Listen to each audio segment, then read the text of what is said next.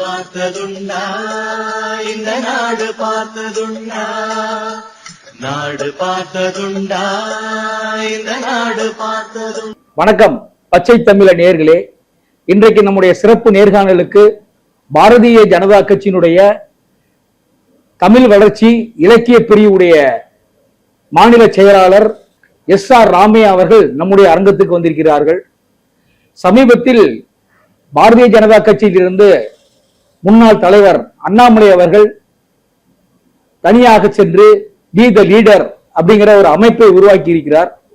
அதை பற்றி தான் இன்று அவரிடம் கேட்க இருக்கிறோம். வாருங்கள், அவரை சந்திப்போம். வணக்கம். வணக்கம். நல்லா இருக்கீங்களா? நல்லா இருக்கேன். சரி, அதான் இப்ப நீங்க பாரதிய ஜனதா கட்சியில முன்னாள் தலைவர் அண்ணாமலை ஒரு திடீர்னு தமிழகத்துல ஒரு பெரிய ஒரு பரபரப்பை ஏற்படுத்திட்டு போன மாதிரி பி த லீடர் அப்படின்னு ஒரு அமைப்பை உருவாக்கி இருக்காரு. நீங்கெல்லாம் 20-30 வருஷமா பிஜேபியில இருக்கிறீங்க. இப்ப அண்ணாமலை இப்ப அங்கிருந்து வெளியே போய் இந்த பி த லீடருங்க ஒரு அமைப்பை உருவாக்கி இருக்காரு. இவர் போயிருக்கிறதுக்கு என்ன காரணம்? அதாவது நான் கிட்டத்தட்ட 1996 இருந்து நான் பாரதிய ஜனதா கட்சியில இருக்கோம். சரி, பாரதிய ஜனதா இதுக்கு முன்னால பாத்தீங்கன்னா கிட்டத்தட்ட நாங்க நம்மளுடைய பாரதிய ஜனதா கட்சிக்கு பாத்தீங்கன்னா ஒரு மாநில தலைவருக்கு 3 வருடங்கள் தான் அவங்களுடைய பீரியட். அதிகபட்சமா பாத்தீங்கன்னா நம்ம ஒரு 6 வருடங்கள் 2 பருவம்னு சொல்லுவாங்க. அந்த மாதிரி நான் கிட்டத்தட்ட ஒரு 6-7 தலைவர்களை நான் பார்த்திருக்கேன். அவங்களோட பயணம் பண்ணியிருக்கேன். நாங்க என்னன்னு கேட்டீங்கன்னா பாரதிய ஜனதா கட்சி தமிழ்நாட்டுல பாத்தீங்கன்னா கிட்டத்தட்ட 96 அப்பயே பாத்தீங்கன்னா ஒரு தொகுதியில வின் பண்ணோம். பத்மநாபபுரம் அப்படின்ற தொகுதியில நாங்க வின் பண்ணியிருக்கோம். குமரி மாவட்டத்துல. அதுக்கப்புறம் பாத்தீங்கன்னா 2001 காலகட்டங்கள்ல பாத்தீங்கன்னா திமுகவோட கூட்டணி வைக்கும் போது கிட்டத்தட்ட 6 தொகுதிகளை பிஜேபி வின் பண்ணோம்.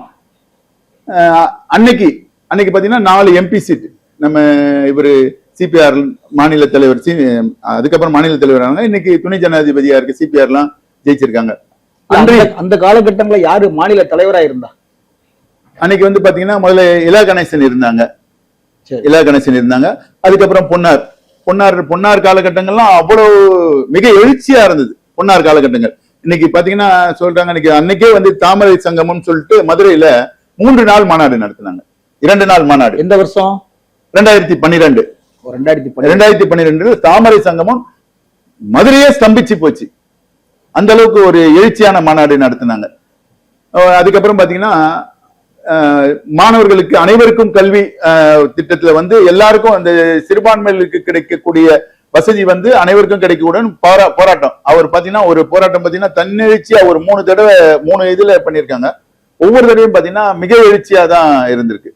அதுக்கப்புறம் பாத்தீங்கன்னா நம்மளுடைய முன்னாள் மாநில தலைவர் மேடம் தமிழிசை மேடம் வந்தாங்க. அவங்க தாமரை மலர்ந்தே தீரும்னு சொல்லி அவங்க காலகட்டத்திலையும் நம்மளுடைய பாரதிய ஜனதா கட்சி நல்ல எழுச்சியா தான் பயணம் பண்ணிச்சு. இவங்க எல்லாம் என்னன்னு கேட்டீங்கன்னா பொன்னார் நம்ம இலா கணேசன் சிபிஆர் எல்லாம் இருக்கும்போது பாத்தீங்கன்னா தமிழ்நாட்டுல இல்ல அகில இந்திய லெவலே பாரதிய ஜனதா கட்சி ஆட்சியில கிடையாது, காங்கிரஸ் தான் இருந்தது. அன்றைய காலகட்டத்திலையும் நம்மளுடைய கட்சியில பாத்தீங்கன்னா எழுச்சியான தலைவர்கள், எழுச்சியான இது நடந்தது. இன்னொரு விஷயம், என்னுடைய கருத்து என்னன்னு கேட்டீங்கன்னா பாரதிய ஜனதா கட்சியை பொறுத்த வரைக்கும் அந்த எல்லாரும் தலைமை பண்புக்கு கட்டுப்படுறவங்க தான் இருக்க முடியும். என்னன்னு கேட்டீங்கன்னா உதாரணத்துக்கு மத்திய பிரதேசத்துல இருந்தாங்க முதலமைச்சர் செல்வி உமா பாரதின்னு சொல்லிட்டு. அவங்க மிகப்பெரிய லீடர், அவ்வளவு மக்கள் செல்வாக்கு கொண்டவங்க. அவங்க மேல ஒரு ஊழல் குற்றச்சாட்டு வருது. ஊழல் குற்றச்சாட்டு என்னன்னு வருதுன்னா, ஊழல் குற்றச்சாட்டு வரும்போது அவங்க என்ன சொல்றாங்க, இந்த ஊழல் குற்றச்சாட்டுக்காக நான் முதலமைச்சர் பதவியில இருந்து விலகிட்டு நான் அந்த ஊழல் குற்றச்சாட்டு இல்லைன்னு சொல்லிட்ட பிறகுதான் நான் முதலமைச்சர் பதவியில அமர்வேன்னு சொல்லிட்டு அவங்க அந்த ராஜினாமா பண்ணிடுறாங்க. ராஜினாமா பண்ணிட்டு முதலமைச்சர் அவங்க ஊழல் இதை பண்ணிட்டு வரும்போது என்ன சொல்லிட்டாங்க, நம்ம அகில இந்திய தலைமை இல்ல அடுத்த லீடர்ஸ் இது பண்ணிட்டாங்க. அதுக்கப்புறம் அவங்க போனாங்க, தனி கட்சி தொடங்கினாங்க. ஆனா அதுக்கப்புறம் கடைசியில பாத்தீங்கன்னா பிஜேபியில தான் இணைஞ்சாங்க. அதான் தனிநபர் துதிப்பாடுறது பிஜேபியில கிடையவே கிடையாது. இன்னொரு விஷயம் எடுத்துக்கிட்டீங்கன்னா பக்கத்துல இருக்க கர்நாடகால எடியூரப்பான்றது அவர் ஒரு பெரிய லீடரு. அவருக்கும் பாத்தீங்கன்னா செல்வாக்கு, அவருடைய சமுதாய செல்வாக்கு எல்லாம் நிறைய இருந்தது. அவரும் போனாரு, தனி கட்சி தொடங்கினாரு. ஆனாலும் அவரும் வந்து பாத்தீங்கன்னா அடுத்த கட்டமா பாரதிய ஜனதா கட்சியில தான் இணைஞ்சாங்க. இன்னைக்கு வந்து நீங்க சொல்ற மாதிரி அவரு அண்ணாமலைஜி வந்து வந்தாங்க, அவர் வந்துதான் அவருக்குரிய ரெகக்னேஷன் கொடுத்தாங்க.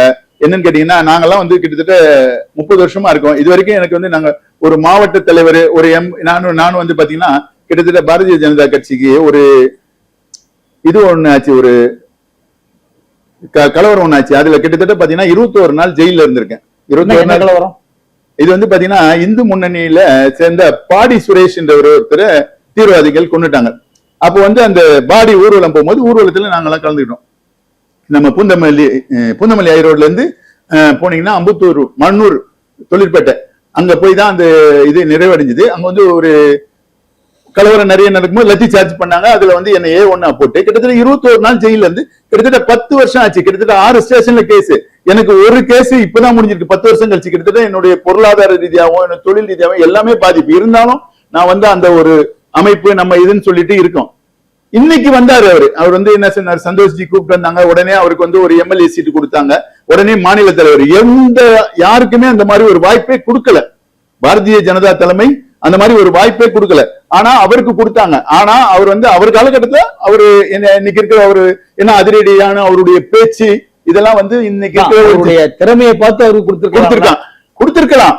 ஆனா இதை திறமை வாழ்ந்தவங்க நிறைய பேர் இருக்காங்க. இருந்தாலும் வந்து இவங்களுக்கு வந்து ரொம்ப முன்னுரிமையா தான் கொடுத்தாங்க. என்னன்னு கேட்டீங்கன்னா, இவர் வந்துட்டாரு, இவர் ஒரு யங்ஸ்டர். என்னன்னு கேட்டீங்கன்னா, நீங்க இவ்வளவு சொல்றீங்க, அண்ணாமலைன்றவர் வந்து தமிழ்நாட்டுல இன்னைக்கு வந்துட்டு பிஜேபி தலைவரான பிறகுதான் இந்த அளவுக்கு தெரிஞ்சது. அதுக்கு முன்னாடி வந்து அவர் கர்நாடகால இருந்திருக்கலாம், கர்நாடக சிங்கமா இருந்திருக்கலாம். ஆனா அங்க தெரிஞ்சிருக்கோம். இன்னைக்கு ஃபெமிலியர் ஆனதுக்கு காரணம் யாரு? அது பிஜேபி தான்.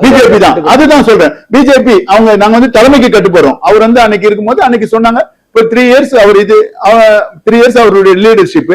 அதுக்கப்புறம் வேற ஆளுக்கு தான் கண்டிப்பா வந்து எப்பயுமே வந்து பிஜேபியில வந்து பாத்தீங்கன்னா இன்னைக்கு ராஜ்நாத் சிங் ஆகட்டும், அமித்ஷா ஆகட்டும், நிதின் கட்கரி ஆகட்டும், எல்லாருமே அகில இந்திய தலைமையை கூட ஒரு பருவம் இல்ல 2 பருவம். அதோட வந்து எப்பனாலும் அவங்க அடுத்த கட்டத்துக்கு என்னன்னு சொல்லிட்டு இது பண்ணிடுவாங்க. இதுதான் தனிநபர் துதி பாடுறத பிஜேபியில ஏத்துக்க மாட்டாங்க. நீங்க சொல்லும் போது சொல்றீங்க தலைமைக்கு கட்டுப்படுவாங்க, அப்படிங்களா கட்டுப்பட்டு இருக்காங்க. அண்ணாமலை வந்து தலைமைக்கு கட்டுப்படலைங்கிறீங்களா? தலைமைக்கு கட்டுப்பட்டு இருந்தாருங்க. அவரு இப்ப என்ன சொல்றாரு, நான் வந்து என்னுடைய மன உளைச்சல் எல்லாம் சொன்னேன், அவங்க இது பண்ணல, நான் அவங்களுடைய அதனால போய் விளக்கம் கொடுத்துட்டேன். எனக்கு கூட தான் மன உளைச்சல் இருக்குங்க. நான் கிட்டத்தட்ட 30 வருஷமா இருந்திருக்கேங்க. எனக்கு வந்து என் தொகுதியில RK நகர் தொகுதியில இடைத்தேர்தல் வருதுங்க. எத்தனை இடைத்தேர்தல் வந்துச்சுங்க? நான் கேக்குறேங்க, நான் வந்து இந்த பகுதியில இருக்கேன், நான் வந்து ஒரு தொழில் பண்றேன், நான் வந்து ஒரு மக்கள்கிட்ட நல்ல ஒரு ஃபேமிலியரா இருக்கேன், எனக்கு ஒரு சீட் கொடுங்கன்னு சொல்றேன், கொடுக்கல. நான் எனக்கு மாவட்ட தலைவர் கொடுக்குறேன், எனக்கு ஒமிட் பண்ணதான் செய்யறாங்க. இருந்தாலும் எனக்கு வந்து இந்த பாரதிய ஜனதா கட்சி இதனுடைய சித்தாந்தம் எனக்கு பிடிச்சிருக்கு. அதனால வந்து நான் எப்படிதான் நம்ம வந்து அது ஒரு தலைமைக்கு கட்டுப்பட்டு நாங்க பயணம் பண்றோம். அவருக்கு வந்து அது ஏத்துக்க முடியல. அவர் அடுத்த கட்டத்துக்கு போகணும்னு நினைக்கிறாரு. அதனால அவர் போயிருக்காரு. இப்ப அந்த பி த லீடர் அந்த அமைப்பு ஆரம்பிச்ச அன்னைக்கே ஒரே நாள்ல அவருக்கு வந்து ஆன்லைன் மூலமா ஒரு 10 லட்சம் பேர் உறுப்பினராக சேர்ந்திருக்காங்க. அதாவது வந்து ஒரு நிறைய முதல்ல ஏற்கனவே தனிப்பட்ட முறையில் அன்பு இது வச்சிருந்தாருங்க அமைப்புகள். அன்புக்கு அண்ணாமலை அப்படி இப்படின்னு சொல்லிட்டு நிறைய இது இருந்தாங்க. ஒரு சில இன்னைக்கு என்னன்னு கேட்டீங்கன்னா, இன்னைக்கு சோசியல் மீடியாங்க அவர் பேசுறது இன்ஸ்டாங்க. இன்னைக்கு வந்து யங்ஸ்டர்ஸ் வந்து சோசியல் மீடியால இன்னைக்கு தமிழ்நாட்டுல மொத்த ஓட்டர்ஸ்ல ஒரு 5 கோடியே சில்லற சொல்றாங்க. ஆனா நம்ம சொல்றோம் எல்லாரும் நிறைய ஃபேக்கும் வருதுன்னு வச்சுக்கோங்களேன். திமுக 2 கோடி ஓட்டர்ஸ் இருக்காங்கன்றாங்க, வாக்காளர்கள் எங்களுக்கு உறுப்பினரா இருக்காங்க. ஆனா திமுக சொல்றாங்க இன்னைக்கு வந்து விஜய் 2 கோடி. அப்ப எல்லாருமே சொன்னா எத்தனை கோடி? 10 கோடி ஆகும். அப்ப இருக்கிறது 5 கோடி தான். இது எப்படின்னா, இது வந்து எல்லாரும் விருப்பப்பட்டு ஒரு சிலர் வந்து அவருடைய ஸ்பீச் பிடிச்சிருக்கலாம், அவருடைய வேகம் பிடிச்சிருக்கலாம். அதுக்கு வந்து அதே மாதிரி இளைஞர்கள் ஒரு சிலர் அவங்களுக்கு என்னன்னு சொல்லிட்டு விருப்பப்பட்டவங்க சேர்ந்திருக்கலாம். இன்னைக்கு 10 லட்சம்ன்றது வந்து 5 கோடி பேர்ல ஒரு 10 லட்சம் பேர் மெம்பர்ஷிப் சேர்றது ஒன்னும் எத்தனை % ஆகுது உங்களுக்கு பாத்தீங்கன்னா? 2% தானே. கண்டிப்பா அதுதான் அவருடைய இது. அவருக்கு தனிப்பட்ட முறையில அவருக்கு செல்வாக்கு இருக்குன்னா அவர் பண்ணட்டும், வந்துட்டும், ஏம் பண்ணட்டும்.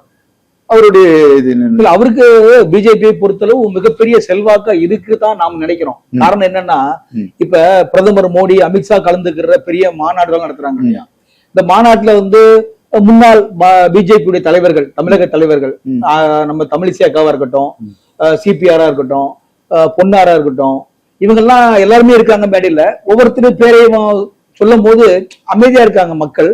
ஆனா அதே இடத்துல அண்ணாமலை பேரை சொன்ன உடனே அங்க ஆப்போசிட்ல இருந்த மக்கள்ல இருந்து எழுச்சி பயங்கரமா இருக்கு. பிரதமருக்கு எப்படி இருக்குமோ அதே மாதிரி எழுச்சி அண்ணாமலைக்கு இருக்கு, ஒத்துக்கிறீங்களா?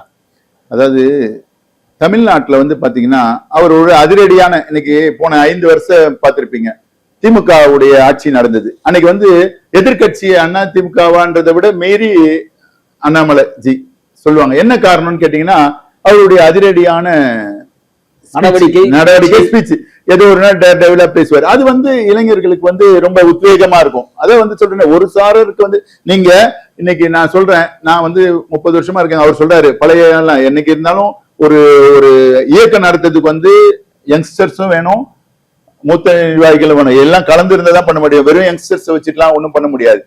இன்னைக்கு அவர் வந்து சொன்னாரு இளைஞர்கள் தான் வேகமா இப்ப இன்னைக்கு இந்த இது சொல்றீங்களா, இந்த 10 லட்சம் ஓட்டர்ஸ் எவ்வளவு பேர்னா பிஜேபில இருந்து போனவங்க எவ்வளவு பேர்னா ஒரு எனக்கு தெரிஞ்சு ஒரு 50,000 1 லட்சம் பேர். ஏன்னு கேட்டீங்கன்னா மத்தவங்க எல்லாம் அவர் தனிப்பட்டு, இப்ப நான் போவேன், அவர் வந்து ஒரு காலேஜ்ல போவார், நல்ல ஸ்பீச் கொடுப்பாரு, அது ஒரு 4,000 பேர் யங்ஸ்டர்ஸ் இது பண்ணாங்க. அந்த மாதிரி தனிப்பட்ட ஆட்கள் நிறைய அவருக்கு இது வராங்க. ஆனா அதுதான் காரணம். அவர் வந்து இளைஞர்கள் வந்து அவர் கொஞ்சம் ஆர்வம் அதிகமா இருக்கனால அது வேகமா, இப்ப நான் இருக்கேன்னு வச்சுக்கோங்களேன், நான் வந்து எல்லா லீடர்ஸ் வந்து ஸ்பீச் பண்ணாலும் அது லீடர்ஸ் ஸ்பீச் பண்றதுக்கு இது பண்ணும். ஒரு சிலர் வந்து இன்னைக்கு உதாரணத்துக்கு எடுத்தீங்கன்னா இன்னைக்கு ஜென்ஸ் சொல்றாங்க, 2K கிட்ஸ் சொல்றாங்க. இப்ப இவர் வந்தாருன்னா எவ்வளவு ஆர்வமா இருக்கு, அந்த மாதிரி இவருக்கு ஒரு கவர்ச்சி இவருக்கும் இருக்கு. இப்ப பொது நம்ம விஜய் அவர்கள் வந்தாருன்னா அவருக்கு சொல்றாங்கல்ல, அந்த மாதிரி இவர் தனிப்பட்ட முறையில இவருக்கும் வந்து அந்த ஒரு மக்கள் வந்து ஏத்துக்கிறாங்க அவருடைய அதிரடியான நடவடிக்கைனால. அதாவது இதுக்கு முன்னாடி இருந்த தலைவர்களை விட அண்ணாமலைக்கு மக்கள் மத்தியில ஒரு கவர்ச்சி இருக்குன்னு, கவர்ச்சி இருக்கு, அவருக்கு கவர்ச்சி இருக்கு. இப்ப வந்து நம்ம முதல்ல பாத்தீங்கன்னா நம்ம மேடம் இருக்காங்க, தமிழிசை மேடம், அவங்க பாத்தீங்கன்னா ஒரு காலகட்டத்துல நம்ம பொன்னாரிச்சி சொன்னா அதுக்கடுத்து அவங்க வந்து பாத்தீங்கன்னா தமிழ்நாட்டுல தாமரை மலர்ந்தே தீரும்னு அவ்வளவு ஆணித்தரமா பேசி அன்னைக்கு வந்து அவங்க ஒரு அன்னைக்கு வந்து எதிர்கட்சிகள் என்னென்னமோ அவங்களை பத்தி உருவ கேலி பண்ணாங்க. அதையும் மீறி அவங்க அவ்வளவு இதுவா பண்ணாங்க. அன்னைக்கு பாத்தீங்கன்னா அவங்களுக்கு பின்னாலையும் இன்னைக்கு வந்து இன்னைக்கும் அவங்களுக்குன்னு ஒரு அவங்களுடைய தமிழ் தூரம், அவங்க பேசுற விஷயத்துக்குள்ள எல்லாமே இருக்கு. ஒரு காலகட்டங்கள், இன்றைய காலகட்டங்கள் இன்னைக்கு நம்ம என்னன்னு சொல்றோம், இன்னைக்கு அன்னைக்கு என்ன நினைச்சோம்னா எம்ஜிஆர் ஜெயலலிதாக்கு அப்புறம் நம்ம வந்து இந்த மாதிரி ஒரு ரசிகர் மன்றம், ஒரு சினிமா துறையை சேர்ந்து வருவாங்களான்னு எல்லாருமே எதிர்பார்த்தோம். இன்னைக்கு வந்து மக்கள் வந்து அவங்கள இது பண்ணி கொடுத்திருக்காங்க, அவருக்கு லீடர் முதலமைச்சரா கொடுத்திருக்காங்க. அந்த மாதிரி இன்னைக்கு ஒரு சிலர் இன்னைக்கு அவங்க வந்து அதிரடி இதுக்கு மக்கள் வரவேற்பு கொடுக்குறாங்க. அதனால அவரு சைன் ஆயிருக்காரு. இனிமே அவருடைய இப்ப இந்த பி த லீடர் ஒரு அமைப்பை உருவாக்கி இருக்காரு. இந்த அமைப்பு வந்து நாளடைவுல ஒரு அரசியல் இயக்கமா மாறக்கூடிய ஒரு வாய்ப்பு இருக்குல்ல, அப்படிதான் அதை நம்பிதானே இது ஆரம்பிச்சிருக்கு. கண்டிப்பா கண்டிப்பா. அவர் என்ன சொல்லியிருக்காருன்னா வந்து இதை வந்து நான் செப்டம்பர் டேட்டே சொல்லியிருக்காரு, செப்டம்பர் 14ஆம் தேதி அரசியல் அமைப்பா மாத்துவேன்னு சொல்லியிருக்காரு. அவர் என்ன அதுக்கு முன்னாடி என்ன சொல்றாருன்னா, இந்த விடி லீடர்ஸ்ல ஜாயின் பண்ணவங்களுக்கு எல்லாம் எடுத்து ஒரு பயிற்சி முகாம் நடத்த போறேன், கோவையில வச்சு பயிற்சி முகாம், அவங்களுக்கு தான் நாங்க நிர்வாக அமைப்பு ரீதியா இப்ப ஒரு செயலாளர், பொருளாளர், மாவட்ட நிர்வாகி அப்படின்னு சொல்லிட்டு அமைப்பே கொடுப்போம், கிளைத்தலைவர் முதற்கொண்டு. அப்படி நான் வந்து 1 to 1 அவங்க கொண்டு வர போறேன்றாரு. அது நம்ம பொறுத்து இருந்துதான் பார்க்கணும் அவர் எந்த அளவுக்கு. இவரு இந்த அமைப்பு ஆரம்பிச்சிருக்கிறதுனால பிஜேபியில் இருக்கக்கூடிய யங்ஸ்டர்ஸ், இளைஞர்கள், அவங்க வந்து அவரு கூட போய் இணைய வாய்ப்பு இருக்குல்ல. அது சொல்லிட்டேனே நான் இப்போ 10 லட்சம் இப்ப பிஜேபிக்குன்னு பாத்தீங்கன்னா, நாங்க இதுக்கு முன்னாடியும் எலெக்ஷன்ல வந்து பாத்தீங்கன்னா இப்ப 2014 மோடிஜி நிற்கும் போது எத்தனை % ஓட்டு வாங்கணும், அதுக்கப்புறம் 2019 எவ்வளவு % ஓட்டு வாங்கணும் பாத்தீங்கன்னா 8% 12% வளர்ச்சி வந்து கிராஜுவலா வந்துட்டு தான் இருக்கு. ஆனா இவர் வரும்போது அது ஒரு காலகட்டம். போன எம்பி எலெக்ஷன்ல சொல்றாங்க, அதாவது எம்பி எலெக்ஷன்ன்றது வந்து பாத்தீங்கன்னா பிரதமர் மோடி அப்படின்னும் போது தமிழ்நாட்டு மக்களை திராவிடத்துக்கு போடுறவங்க கூட பிஜேபிக்கு போடுவாங்க. ஏன்னா போன தடவை எலெக்ஷன்ல பாத்தீங்கன்னா திமுக என்ன சொல்றாங்க, காங்கிரஸ் கூட்டணியில இந்தியா கூட்டணியிலன்றாங்க. நாங்க வந்து என்ன சொல்றோம், நாங்க வந்து பிஜேபி பிரதமர் வேட்பாளர் மோடி தான் சொல்றோம். அதனால வந்து மக்கள் வந்து ஓட்டுகளை கிட்டத்தட்ட 18% ஓட்டு வந்ததுக்கு முக்கிய காரணம் பாரதிய ஜனதா கட்சி. எம்பி எலெக்ஷன்னா அது ஒரு ஓட்டு தான், எம்எல்ஏன்றப்ப அதனுடைய இது வந்து மாநிலத்துல இருந்து தேர்ந்தெடுக்கிறாங்க, எம்பின்றப்ப நம்ம தேசிய ஜனநாயக கூட்டணியை தான் விரும்புறாங்க. அதனால நம்ம இதுவா இருக்கு. பர்சன்டேஜ்ன்றது 1 2 முன்ன பின்ன வரும் போகும். இது வந்து இன்னைக்கு பாத்தீங்கன்னா இன்னைக்கு அதிமுக பாத்தீங்கன்னா எவ்வளவு மைனஸ் ஆயிருக்கு. இது வந்து நம்ம தனிநபர் தொகுதிக்காக இது கிடையாது. பிஜேபி இது எந்த லீடர்ஸ் வந்தாலும் சரி, தாமரை இது ஒண்ணுதான் எங்க இது இல்ல. வருங்காலத்துல வந்து இப்ப அடுத்த எலெக்ஷன் வரப்போகுது. அடுத்த எலெக்ஷன்ல வந்து அண்ணாமலை, உதயநிதி, விஜய், சீமான் இந்த 4 பேருடைய போட்டி தான் இருக்கும் அப்படிங்கிற மாதிரி சொல்றாங்களே. அதாவது எல்லாருமே நம்ம ஒரு காலகட்டங்கள் எடுத்தீங்கன்னா முதல்ல காமராஜர், ராஜாஜிக்கு அதுக்கப்புறம் பாத்தீங்கன்னா 2 தலைவர்கள் தான், எம்ஜிஆர், நம்ம கலைஞர் இருந்தாங்க. அதுக்கப்புறம் பாத்தீங்கன்னா நம்ம ஜெயலலிதா அம்மையார் இருந்தாங்க. இந்த மாதிரி ஒரு காலகட்டங்கள் இது மாறும்போது அடுத்தடுத்த தலைமுறை வந்துகிட்டுதான் ஆயிட்டு தான் இருக்கும். இது வந்து காலம் தான் இதுக்கு பதில் சொல்லணும். என்னன்னு கேட்டீங்கன்னா, இப்போ ஒரு கட்சியை ஆரம்பிக்க போறேன்னு சொல்றாரு. இப்ப எலெக்ஷன் முடிஞ்சு 2000 இப்ப இன்னும் 2 மாசம் கூட ஆகல. இன்னும் கிட்டத்தட்ட ஒரு 5 வருஷம் இருக்கு. 5 வருஷத்துல நம்ம என்னென்ன மாற்றங்கள் வரும். இதே அண்ணாமலை வந்து பாத்தீங்கன்னா 5 வருஷத்துக்கு முன்னாடி நம்ம இருந்தாரு, இன்னைக்கு போய் ஒரு தனி இயக்கம்னு சொல்லிட்டு ஆரம்பிச்சிருக்காரு. அது அப்ப என்ன ஆகுன்றது காலம் தான் பதில் சொல்லணும். சரி, ரொம்ப நன்றிண்ணா. நன்றி, வணக்கம். வணக்கம்.